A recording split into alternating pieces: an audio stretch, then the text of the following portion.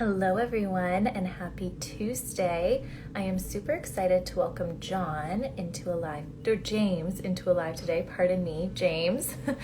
And him and I are going to be discussing the importance of energetic and emotional connections in relationships. I'm super excited to pick his brain on this, get into a really great chat. First, I would love to invite everyone to sign up through the link in our bio for early access. We have so many amazing things coming. I'm just going to invite him on now.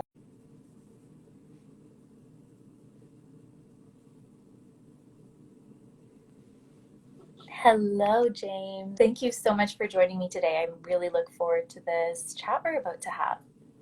Yeah, thank you for having me on, Maddie. For sure. So, I preface this with we're going to be talking about the importance of energetic and emotional connections in relationships. But before we dive in, would you just like to give some background on yourself and then we'll get started? Yeah, sure. I'm a dating and relationship coach. I work mostly with men, but I also work with couples as well. And just been doing this for a while and have a backlog of a lot of experience and training in a lot of different areas, dating, sexuality, communication skills, active Right. listening. Yeah. Amazing. Well, thank you for that. I'm, as I say, super excited. This is a pretty unique topic for us because we don't necessarily talk about energetic connections here. So, starting off, Mhm. would you just like to explain that for all of us? Yeah, it's kind of the focus of what I do is mainly emotional and energetic, which is there's overlap there, but almost the same thing.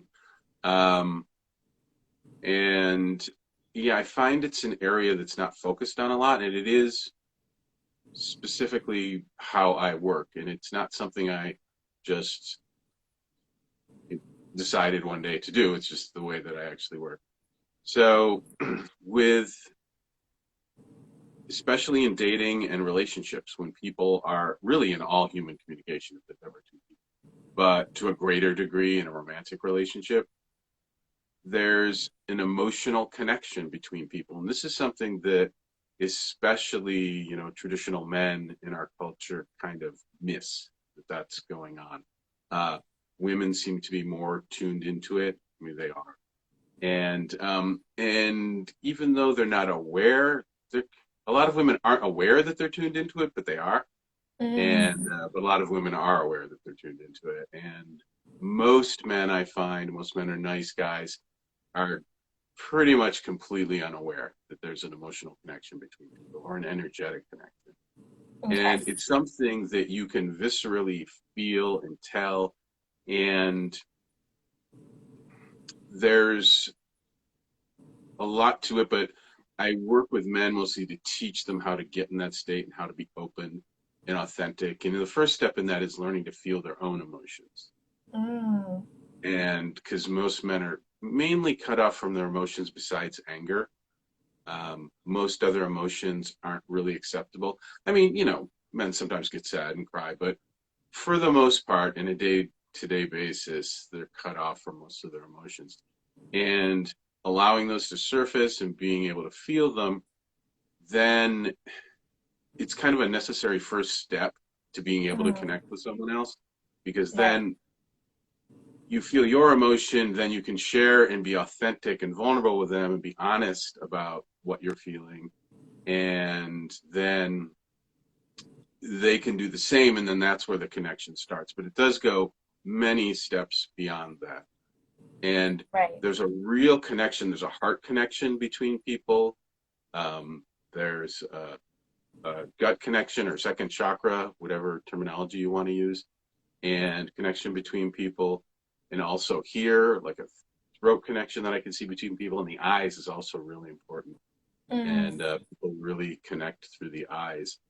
And it's not, here's the thing with like eye contact, people do talk about that, but it's not like just a machine looking at a machine. It's not just a camera looking at another camera. You actually connect with this person. And when you really drop in and really learn to connect, you can start to feel some of their emotions and you start to really kind of merge with them. and it's Mm, something that's fantastic to experience, and it's amazing. And a lot of people will have this happen maybe once or twice in their life, just randomly. They'll run into somebody, and they'll fall in love and have this weekend or whatever it is, and they'll have just this incredible connection, and they'll be able to do that. But I work with people to teach them to do that, with couples and with men, to teach them how to do that purposefully and to do it all the time. right. Right. Something you mentioned there that I'm very curious to hear is you said before we're able to connect emotionally and energetically with a partner, we really have to learn how to do that within ourselves. And so, with your clients, what would be some typical exercises or things you would suggest in order to do this? Yeah, yeah, I do. And the way I work too is I like to give people practical, real things they can do that will have results right away, so that they Right. can actually do it, not just because I've been to a lot of people myself. I've gone through a lot of people, really great people out there I've worked with, some not as good, or that I just didn't have a fit with, where just nothing much seemed to happen. So I like to give people things that where something's going to happen, where they're going to have a transformation. And some of the basic tools that I give people, like grounding, is like the first thing, because that allows you to feel your emotions more easily. So I teach people grounding techniques. If I know some people aren't familiar with grounding, but it's something that comes up. It's something you do in yoga and martial arts and qigong, but it's just really connecting to the earth. And you can go do it visually, or you can just do it kinesthetically through the easy, simple kinesthetic way is just to be aware of the back of your legs and the bottoms of your feet. You just put your Mm-hmm. attention there, and that'll start to bring you down to the earth. And this also is really useful for people if you're nervous or anxious. It'll help Mm-hmm. bring you down, because when we're nervous, we're up here, and if you can bring it down into your lower body, you can even just focus on your legs. You just pay attention to your legs, you'll bring your energy down. And I teach them to do that first. And then I do teach them to be aware of their emotions. And I use some emotional release techniques, emotional allowing, whatever you want to call it, which allow you to pay attention to your emotions, let them be there, and then let them go. So letting go is another term for it. Mm-hmm. So there's a great book by David Hawkins from many years ago, where he really lays out all the different emotions and how to let go of them. Right. Yeah. That's very great techniques. Thank you for sharing them. I would think a lot of the time when something uncomfortable emotionally comes up for people, that it's hard, the letting go part of that 3 step in terms of recognizing it, internalizing for a bit, and letting go. What would you tell people who struggle with that aspect of things? That it's actually, the process is not only, what do I call it, easy, automatic. Once you Mm, do, there's several different ways to do it. And I do need to like kind of go through a few of them sometimes, but find the one that fits for the person. And then when you do it, it just happens. So, right. because actually letting go is your natural state. You, that's the natural state that people are in. We have, in the current climate, the culture of the last 1,000 years, people have learned to really hold on to things. So if they don't like something, they suppress it or repress it, and then distract themselves with whatever it is: Mm, drugs, alcohol, Facebook, whatever. And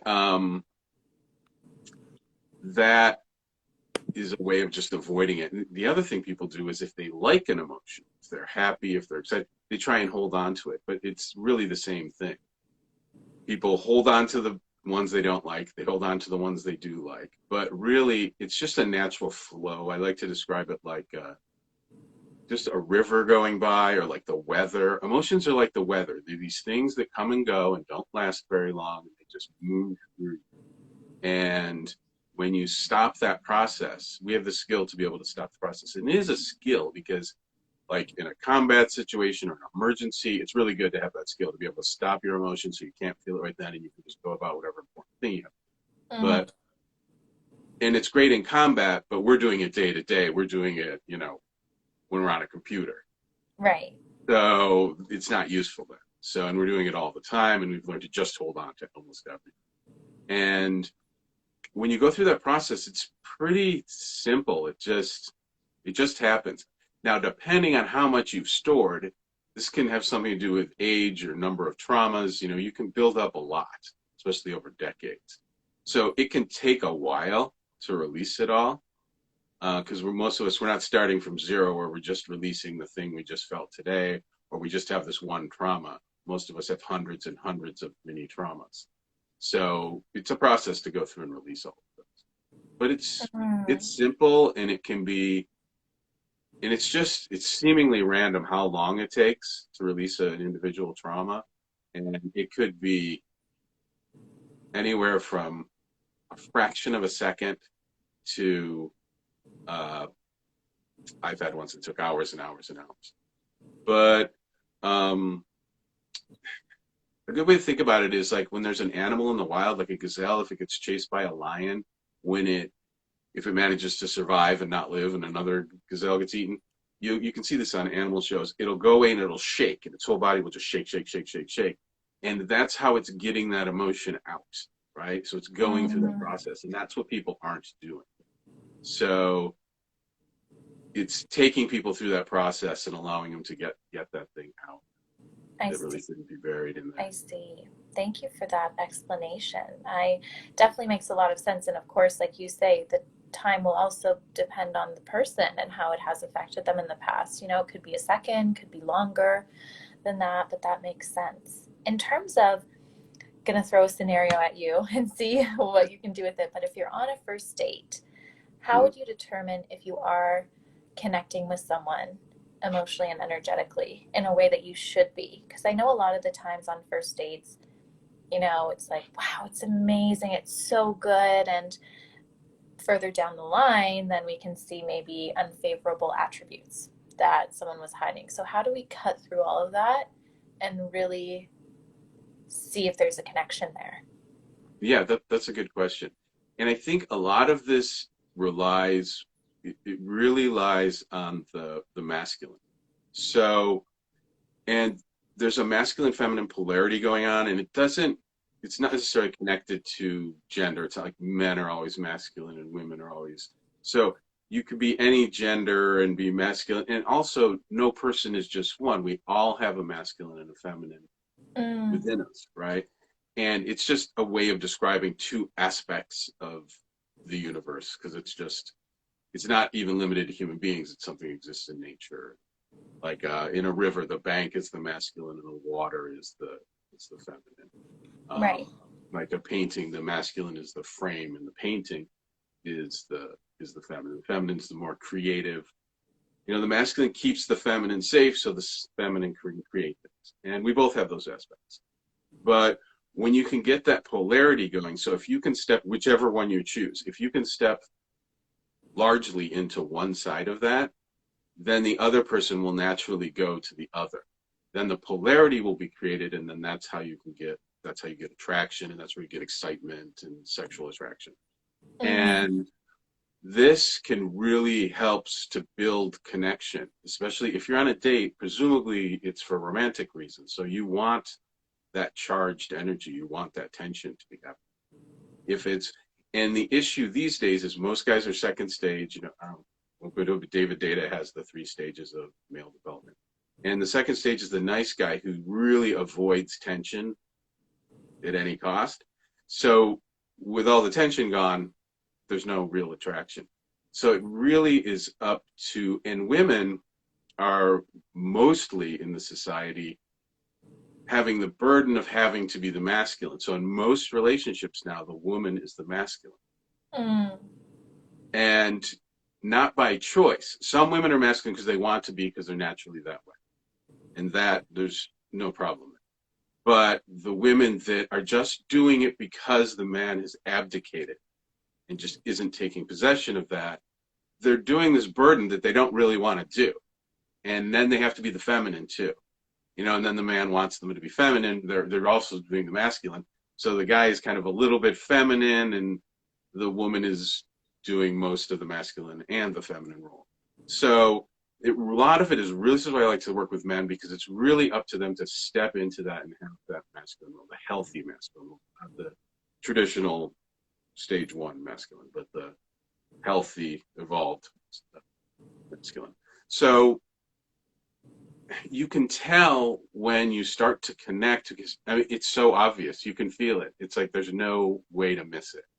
Mm, Um, and if you really can, here's the thing: most of us have not experienced real connection, maybe mm, ever. So, really, not knowing what's going on, it's because you're never getting.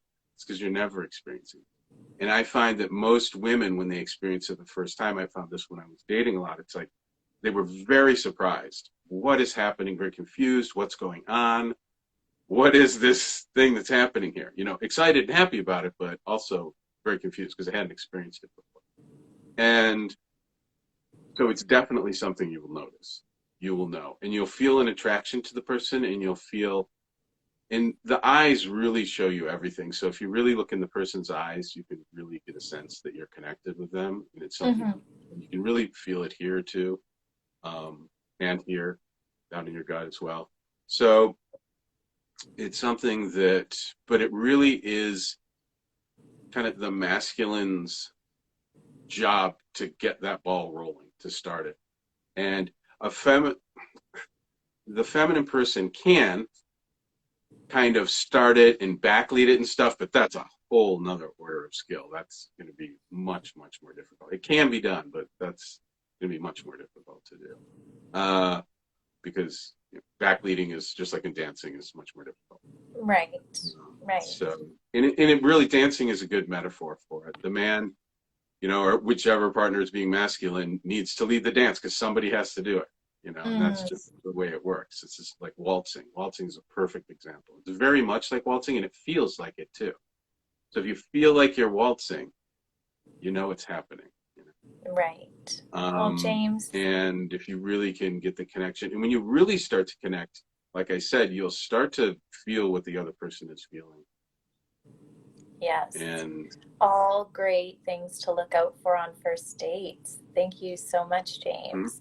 I feel like I've learned a lot you're welcome. today. Thank you so much for your time and joining me for this live, and would love to have you on again in the future. What a cool topic to discuss. Yeah, that sounds great. Yeah, thank you for having me on. It's been real fun. Absolutely. Have a great rest of your day and week. All right, you too. Okay. See you. Bye. Bye, Maddie.